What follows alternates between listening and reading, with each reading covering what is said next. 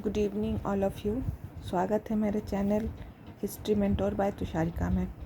कल हम लोग अभिलेखों के बारे में पढ़ाई किए थे जो पुरातात्विक स्रोत है प्राचीन इतिहास को जानने के लिए। पुरातात्विक स्रोतों में अभिलेख, मुद्रा जैसे सिक्के भी बोलते हैं, और स्थापत्य कला जिसमें वास्तुकला, मूर्तिकला, चित्रकला, ये सब चीज़ों से भी हम लोगों को प्राचीन इतिहास के बारे में पता चलता है। ये सब पुरातात्विक स्रोत के प्रकार हैं। तो आज हम लोग मुद्रा के बारे में जानते हैं। भारतीय मुद्रा शास्त्र के जनक जॉन प्रिंसेप थे। प्रत्येक सिक्के के दो पहलू होते हैं। तो सिक्के के दो पहलू हैं। मुख्य अभिलेख वाले पहलू को चित्त कहते हैं। सिक्के के एक भाग को चित्त कहते हैं और दूसरे भाग को पट कहते हैं। तो मुख्य अभिलेख वाले पहलू जो चित्त कहलाते हैं, उसमें शासक के नाम, उपाधि एवं आकृति अंकित रहती है। मतलब राजा का नाम, राजा को और भी उपाधियाँ मिलती है, उसके उपनाम जिसको बोलते हैं वे, और राजा की आकृति बनी रहती है। और पृष्ठ तल को पट कहते हैं। पट में देवी देवताओं की आकृति अंकित रहती है। सिक्कों के माप पद्धति के अध्ययन को मेट्रोलॉजी कहा जाता है। मुद्रा निधि, ढेर के रूप में सिक्कों की प्राप्ति, जहाँ से ढेर सारे सिक्के प्राप्त होते हैं उसे मुद्रा निधि कहते हैं। भारतीय उपमहाद्वीप में सर्वप्रथम सिक्कों का पुरातात्विक प्रमाण 6ठी शताब्दी ईसा पूर्व में से मिलता है। इन सिक्कों को आहत या पंचमार्क सिक्के कहते हैं। डॉक्टर वासुदेव शरण अग्रवाल ने निर्माण विधि के आधार पर इन्हें आहत नाम दिया है।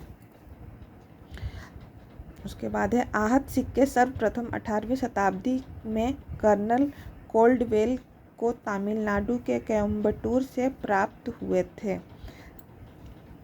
आहत सिक्कों को इनके वजन, संख्या तथा प्रचलन क्षेत्र के आधार पर 4 भागों में बांटा गया है। पहला भाग है तक्षशिला गांधार, जो उत्तर पश्चिम भारत क्षेत्र में है। दूसरा है कौशल, मध्य गंगा मैदान, अवंती, पश्चिमी भारत, और चौथा है मगध, पूर्वी भारत।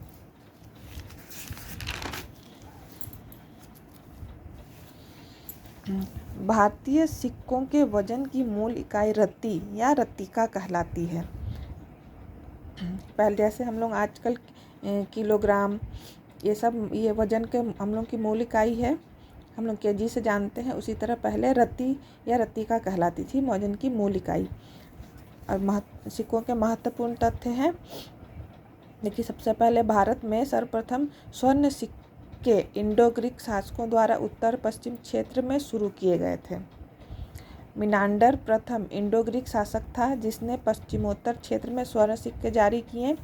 मिनांडर के सिक्कों पर धर्म चक्र तथा उलूक का चित्रण मिलता है।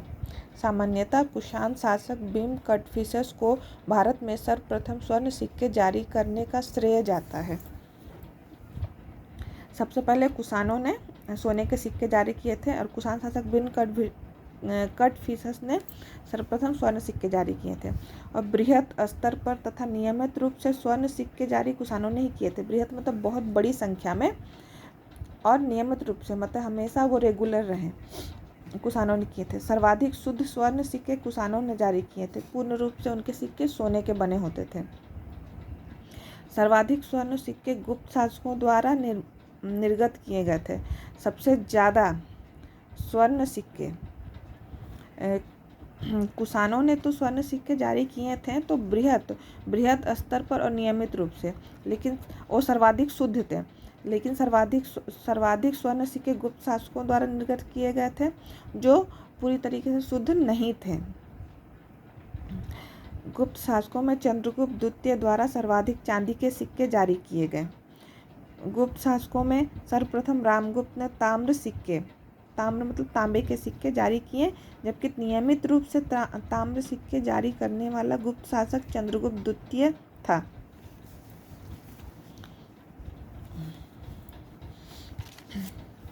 कुषाण शासकों द्वारा सर्वाधिक ताम्र सिक्के जारी किए गए, वहीं गुप्तों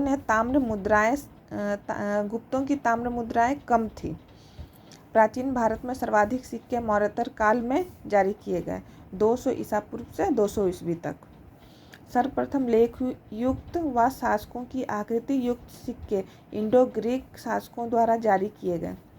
सर्वप्रथम तिथि युक्त सिक्के पश्चिमी शक क्षत्रप जीवदामन द्वारा शुरू किए गए। सर्वप्रथम संस्कृत लेखयुक्त सिक्के जारी करने का श्रेय पश्चिमी शक क्षत्रप रुद्रदामन को है।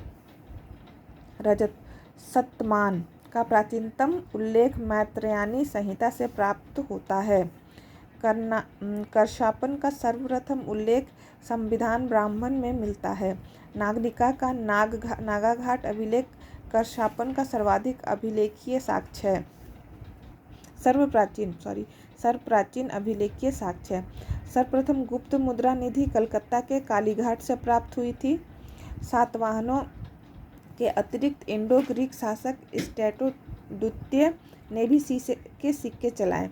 विश्व में सर्वप्रथम निकेल के सिक्के इंडो ग्रीक शासक आगाथोक्लिस तथा पेंटालियन ने जारी किए।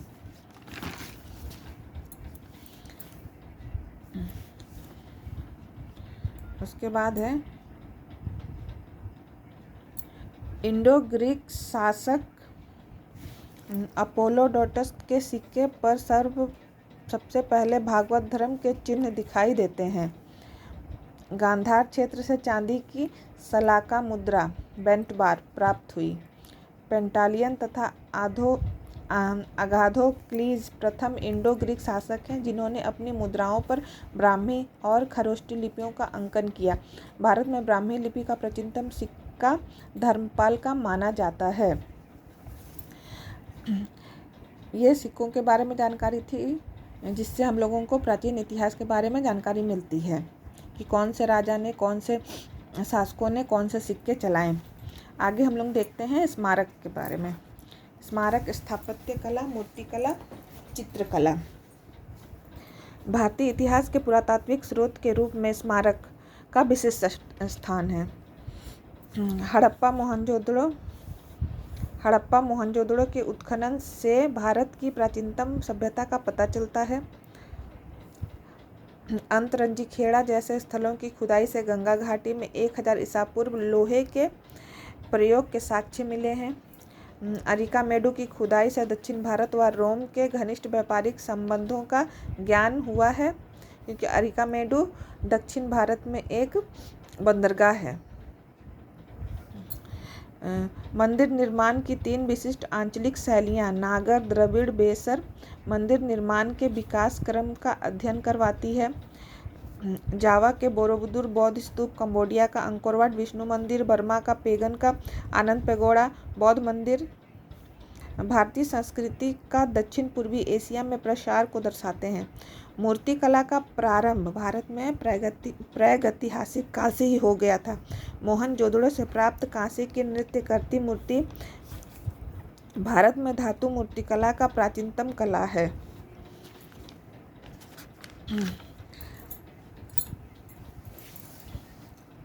आज के लिए इतना ही। आप लोगों को मेरा पढ़ाया हुआ कैसा लगा, मेरे नोट्स कैसे लग रहे हैं, ये मुझे कमेंट कीजिएगा और लाइक, शेयर, सब्सक्राइब कर दीजिए। आगे हम लोग साहित्यिक स्रोत के बारे में पढ़ेंगे।